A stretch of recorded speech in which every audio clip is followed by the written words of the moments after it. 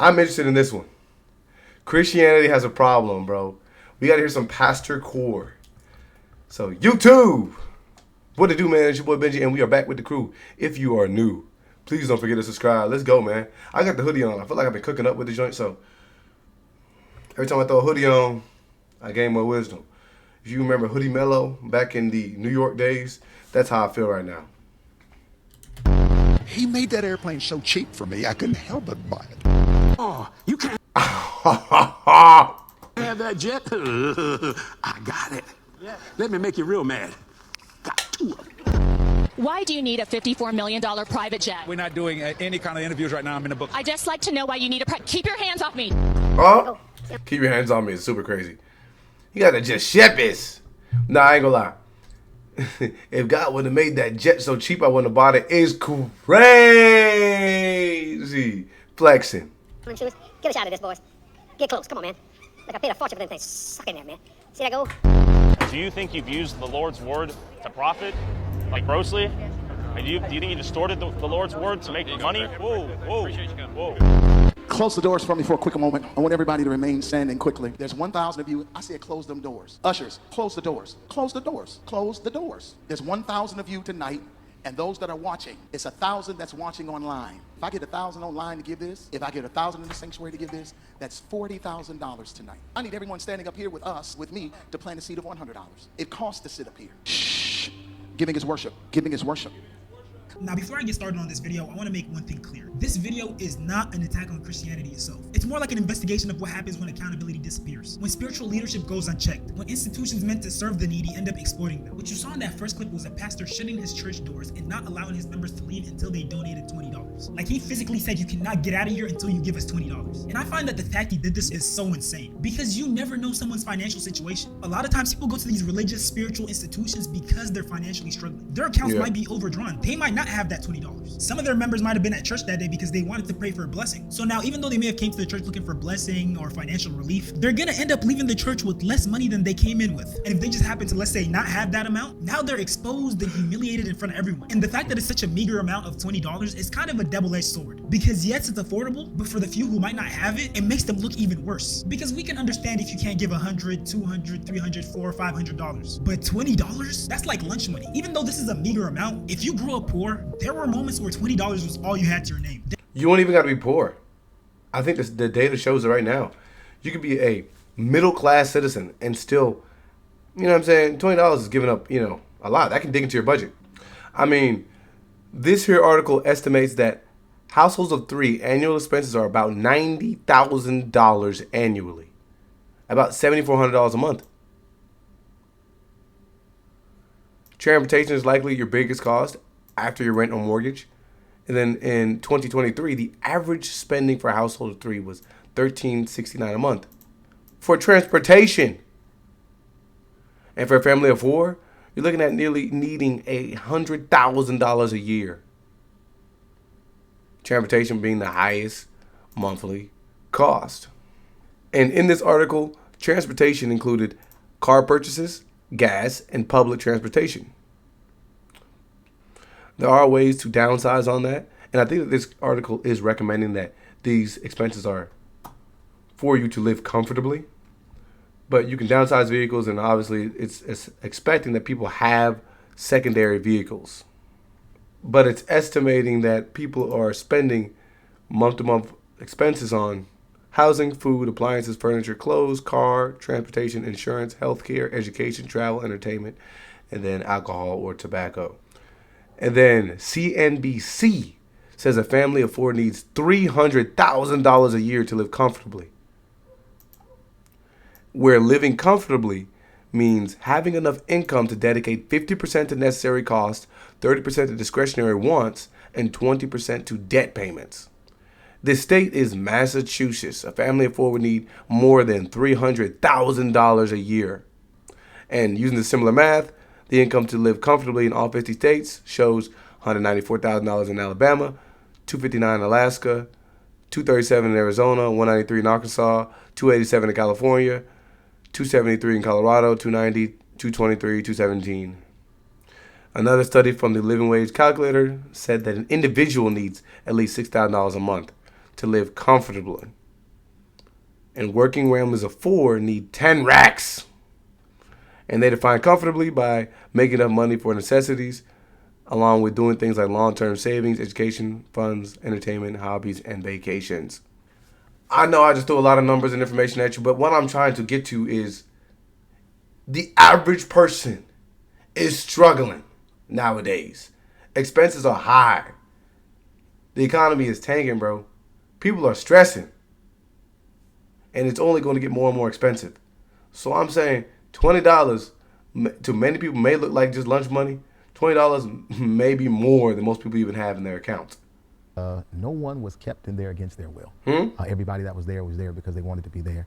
And this is normal. This is normal? When did religion become this transactional? Has it always been this expensive to be a Christian? It can be easy to be a Christian in this economy. This isn't even the first occurrence of a church leader coming off as entitled, greedy, and just plain evil. There's literally whole compilations out there of this stuff. God wanted him to have Tyler Perry's jet. How much money did you pay for Tyler Perry's Gulfstream jet, for example? Well, for example, that's really none of your business. It's not the business of your donors. Listen, Why does a religious leader own a private jet? We're talking multiple millions of dollars to own and operate one regularly. I paid. You kind of caught me off guard here, okay? And watch how he proceeds to stall for time, looking for ways to avoid answering her question. Certainly. Well, if you'd like to come out here, I'd like to give you a chance to catch your breath and have a conversation. We don't want to catch you off guard. I love Inside Edition. You got to get this now. Hey, you listen to me? My wife thinks Inside Edition is, oh, yeah. Now, thank you, Lord. Help me. Just, let me pray. I mean, he's trying to do anything to slither himself out of this situation. Well, let me just ask you a really simple question. A lot of people think it's unbecoming for a preacher to live a life of luxury and to fly around in private jets. What's your response to that? It takes a lot of money to do what we do. We have brought over 122 million people to the Lord Jesus Christ. Well, my question then, okay, all right, but I want to get to the demons because people are very concerned about that comment. Give me a chance here, Inside Edition. I can just tell from the look in his eyes, bro. Deep down, he wanted to strangle that lady. Because how dare she ask him what he's doing with the money that his donors gave him? The money that's supposed to be going towards a righteous cause. What's exempt? They have federal income tax exemption, state income tax exemption, property tax exemption. Some states have sales tax exemption. They also get personage and housing allowances, federal unemployment tax exemption, non-profit discounts. That a preacher should not be living a life of luxury. What is your response to that? They're wrong. When you go back to the Bible, it's full of wealth. And it's full of miracles and signs and wonders. And private jets. It's full of goodness. Notice the order in which he said things. He said it's full of wealth. And oh yeah, there's also miracles, signs, and goodness, whatever. This dude really needs to invest in media training and some acting classes. Because I mean, could you be any more obvious? And it's full of meanness. It's just full of hell on earth. Those are the demons, not the people. I love the people. Thank you so much for your time today. Yeah, the people are giving them money. Dude, again, this is another one of those instances where I say, pay attention to who you're listening to. Obviously, these guys are specific examples, but again, I think that the church, and a lot of people have understood and recognized this, the church is the easiest way to prey on people. So you can cloak yourself in a mask and preside to be for the people, or from God, or for God, and get these people to invest in you emotionally and spiritually, to the point where they're investing materially. They're investing their time. They're investing their resources and relationships. Pay attention to who you're listening to. In faith and stand in unity with the vision of Perfecting Church of sowing this seed of $1,000 plus $235 and receiving the blessings to come to all that participated. Now that's only $1,200. Yes. Y'all not listening to what I'm saying. If you have 1,000 plus 1,000. Okay. Well, I'm gonna work on the other 800. Well, that ain't what I asked you to do.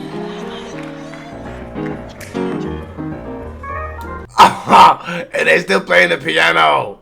What the freak is that? And everybody just laughing. What? Nah, well, there's got to be more context to this. Because if he literally asked for $2,000 and his lady came up there and said, here's what I'm going to do, give you $1,200. He said, that's not what I asked you to do. That's when you got to just get up. I appreciate y'all. And I'm out of there. What are we doing? Hey, hey, if the church doesn't want that money, I'll take it off your hands. I don't think I've ever seen someone complain about receiving money. And just for some context, this church was asking for donations. And basically the way it's supposed to go is the people who were standing in that line were all supposed to donate 1,000 of their own money and then find someone else to also donate 1,000. That's why you heard them saying 1,000 plus 1,000. And mind you, that was the minimum of what they could donate. So some people might have donated 3, 4, 5, or even more. And look, I understand maybe the lady wasn't too clear on the instructions, but the reaction this church leader had, you would have thought that she robbed them. Hearing the crowd react like that and her having to do the walk of shame had to be so humiliating. Walk of shame. In front of what seems to be her son. I don't think people understand just how much donation money churches receive. What the freak? Every year, billions of U.S. dollars are stolen from money that Christians give to churches. It is plausible that in 2023, approximately $62 billion was lost to fraud and embezzlement. Wow. This is unrelatedly $7 billion more than the total income of global foreign missions.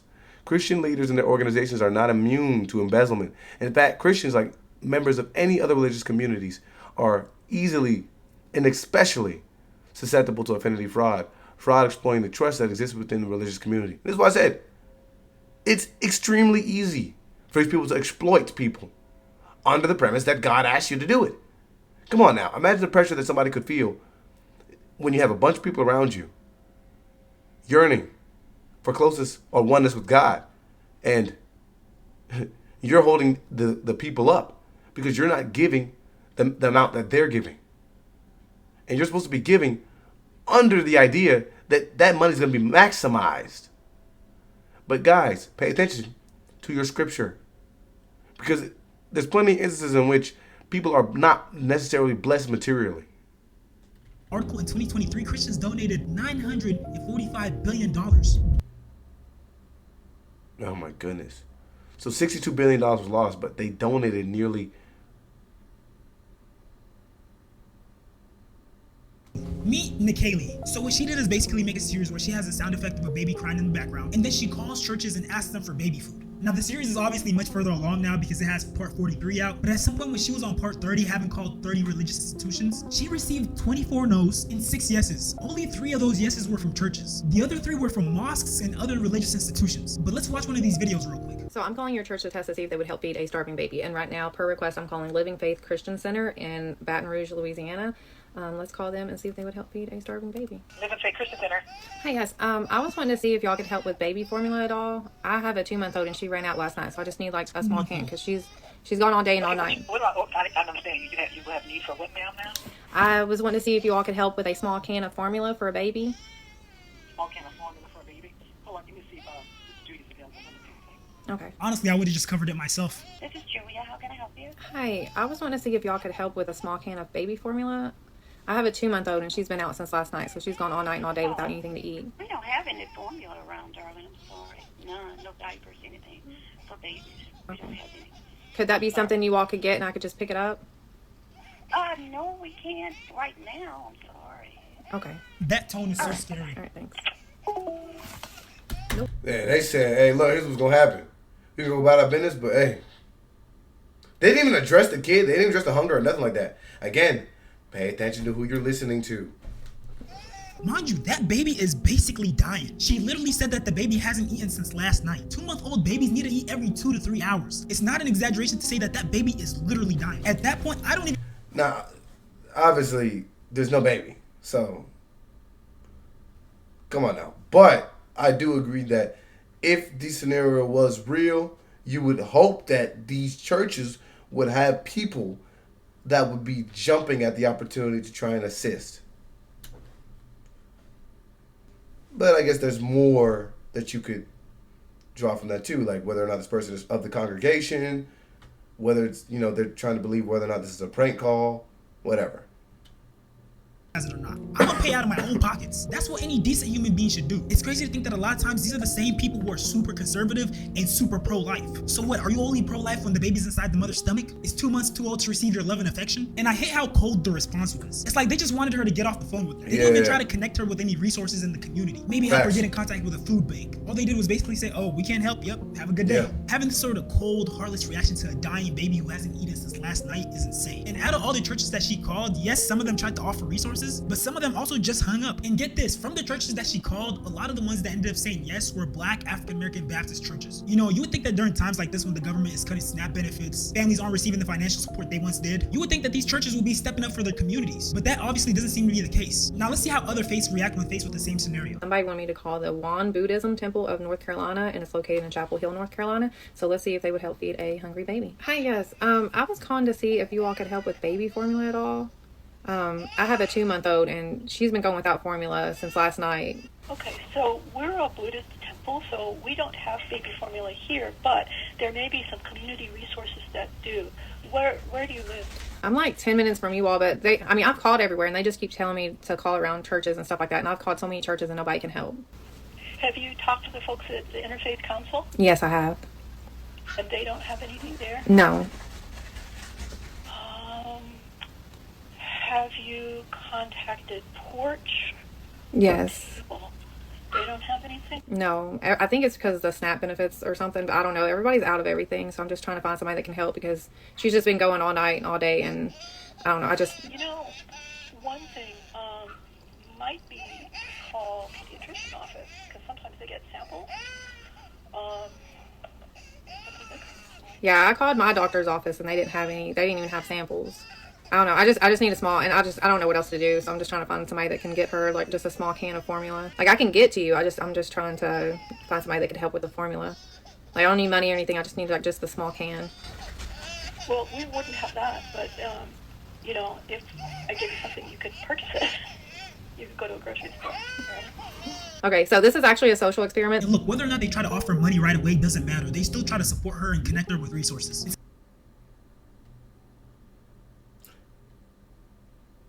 That's what I was going to say. I think that this is just kind of in itself, it's a strange conversation to have because she's opening by calling the church saying that she's looking for a formula can. It's strange, but I think a lot more churches, temples, mosques should be training a lot of the people that are on the phones to understand that it's likely that people are going to be looking for help, and this is an avenue and an opportunity for you to integrate this person or these people with the community that exists inside the church/mosque/temple. Let's see what the comments say. It's funny because a random person called me needing formula, I go buy several ASAP. Okay, don't start saying that because if she call you, Buddhist temples are not structured like churches. They rely on their temple goers to eat and resource donations to maintain the temple. This is 1,000% them being the best member of the community they could be. They have no money, so it's like the volunteers' personal cash. Buddhism isn't exactly known for having resources. They live extremely humble lives, often growing their own food or living off of donations themselves. I know Buddhist institutions do not have a food bank to draw from. Most Buddhist temples do not even get donations in comparison to Christian churches. Something that's being pointed out in the comments is that Buddhist temples don't have the same structure as churches. I'm pretty sure that a church has a lot more resources than a Buddhist temple. Now let's see how a Muslim mosque reacts when faced with the same scenario. Hey, this is the Islamic Center. Also, you don't know that. A church can just, like, you know what I'm saying? You don't know. Like it could be a couple of members of the congregation that are funding the church month to month. And it's likely that the donations that they're getting are helping, if any. You know what I mean? I'd probably argue and ascertain that churches, let's actually look this up. There you go. An average church donation, small churches which are under 100 members typically receive maybe $80,000 to $50,000 a year in total donations. Obviously, that is not enough to pay for a church. Medium churches probably get $250,000 to $1 million. Large churches probably get $1 million to $5 million a year. Mega churches, that's what the guys are buying the jets.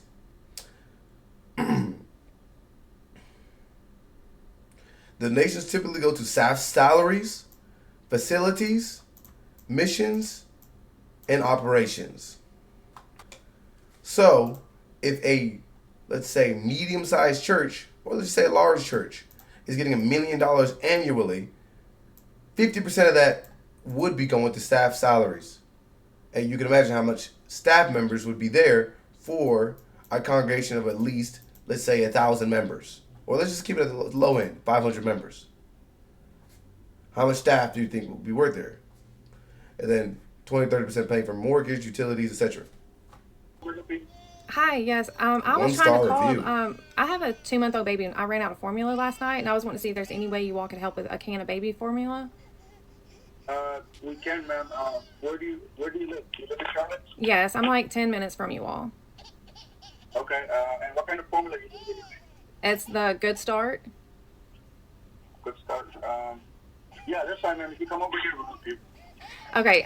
Hold on just 1 second, okay?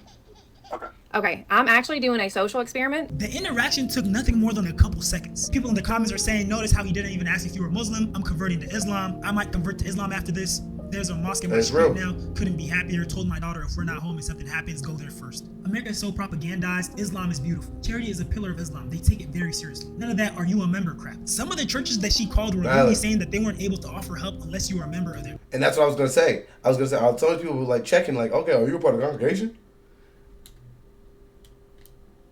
Pay attention to who you're listening to. Church. Shoot, I understand if it's some sort. It's starting to become a part of a club, a clique, or I don't want to use the other C word. A super exclusive benefit. I understand if you leave it for just your members. But helping a 2-month-old starving baby, that's where you lost me. And you know what's even more insane about this whole situation is the response that she's receiving from people. The backlash. This nut is calling churches asking for formula for her baby that she says is starving, and when the churches cannot provide her formula, she blasts them all over social media. Testing churches is wrong. Test someone on the street. You're trying to give God's people bad reps. Maybe you should pray a little bit, but that might not be your lifestyle as you are the one who stripped on a pole. Your gay community shall help you. Why don't you ask for your own people? But then again, if they don't ask your strippers. Commas, people, commas, please use them. I think these idiots don't understand that this is an experiment and that she doesn't actually have a baby in need. The thing that sucks about this experiment going so viral is that now it won't have the same effect. A lot of churches have probably heard about this experiment by now, and they're just ready and waiting by the phone. Probably practice the whole script about how they're gonna help this lady and her baby. Yeah. You probably have to wait a couple more years and tweak up the experiment a little bit to actually get raw reactions. And you know what sucks is that some people are so filled with hate for certain religions, like Islam, for example, that they believe that this whole experiment was made up as a form of propaganda to try to make Christianity look bad and make Islam look good. People are complaining that she called a bunch of churches, but she only called one mosque. But lucky for us, the internet is a very wide and vast place because I'm pretty sure the Bible puts an emphasis on non-materialistic life. It's all about exploiting religion for financial gain. That's why the power of discernment from the Holy Spirit is important. Christianity doesn't have a problem. It's some of the people of Christianity who are the problem because the Bible never supported who some of these pastors are. Always the mega churches. It's crazy how they're always the first person to try and judge people. Fake prophets. These pastors are gross. And I know what you think.